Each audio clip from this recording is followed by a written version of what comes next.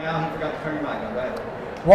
Welcome back to the 865 College and Career Expo. I'm Branson, and joining me today is Dr. Jon Rysewyk with Knox County School Superintendent.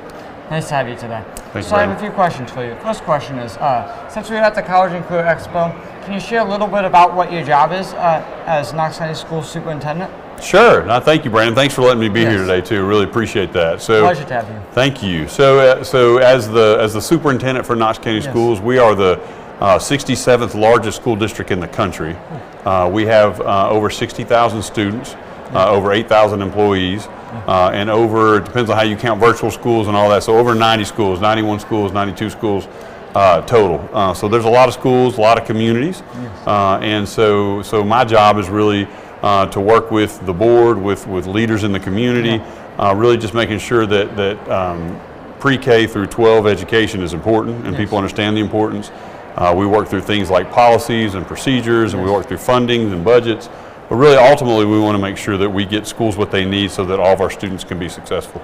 So I have another question for you. Dr. Rysewyk, why is events like this, the College and Career Expo, so important to our Knox County School students like me? You know, that's a great question too.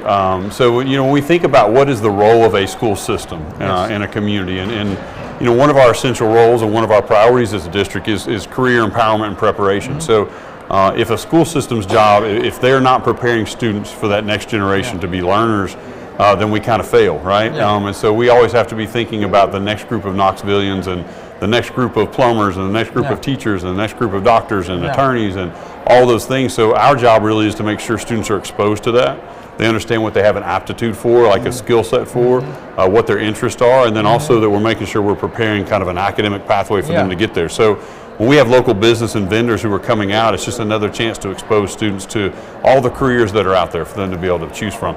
Personally with me, I've gone through the 865 Academy, and I was engineer for STEM at Hardin Valley. Okay. I figured out that engineering wasn't wasn't one thing I wanted to go to, but I started AV too at the same time, and I think AV is now one we're going to next year at Pellissippi. That's a great personal example. We want every student to have those experiences, and it's okay. That's why I mean, this expo starting in 8th grade is kind of nice because it's never too early to start exposing. And to your point, sometimes you think you want to do something, you get in and see what the job really is, and you go, I'm not sure I want to do that, and that's very valuable information to do that too. So the whole idea around the 865 Academies really is about bringing local business, local careers, exposing students to those so they have experience so they can make a better choice to be prepared for what they want to do in their future. And I think it helps our teachers out too. Very much so. So another question for you, Dr. Rysewyk. With collaboration of business and educators is a big part of the new 865 Academy. Can you give us an update about how the rollout of the 865 is going? Yeah, so we had, so all of our high schools looking at that, our goal is within 3 years to have everyone on this path. And so the first year we had 7 high schools step up and saying they wanted to be part of that. And that first year really talked a lot about starting with the freshman class, kind of building a freshman academy for those students. And that freshman academy is really neat. Every one of those schools kind of has a spot in their school kind of geographically where all those kids are and those teachers are around. And so you'll have science teachers, by math teachers, by English teachers, by social studies teachers. And they really come around that group of students as freshmen, expose them to classes like a freshman seminar to expose them to careers, do things like use science to be able to kind of see what their aptitudes are, and really just kind of introduce them.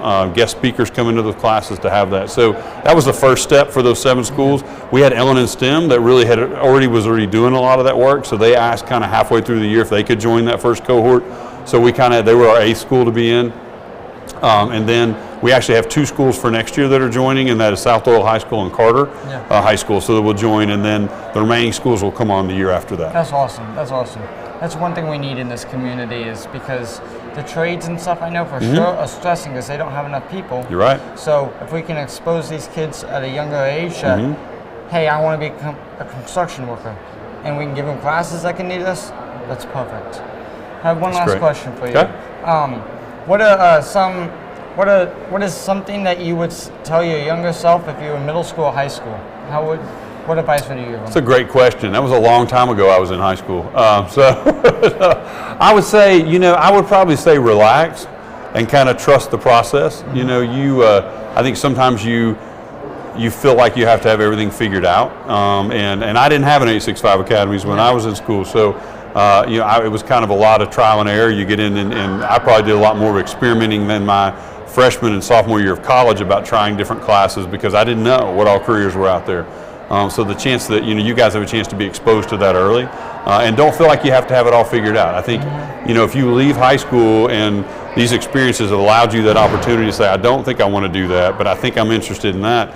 That's a great leg up, but don't rush the process. Kind of those years, I'd say between 16 and 24, you're going to do a lot of deciding things about your career, probably your, whether you want to be married or not, whether you want to have a family or not, where you want to live, all those kinds of things play into that. And sometimes if you push so hard to get through that, you miss kind of the fun and the enjoyment of that being really formative years. You're missing your high school and middle school years, which is some of your most important years for creating relationships that you'll have with friends later on. Right. So that's it from the College and Career Expo Center. I'm Branton, and we'd like to thank Dr. Jon Rysewyk for speaking with us. So thank you. Thank you very much. Appreciate it. We'll be back soon with more from the 865 College and Career Expo.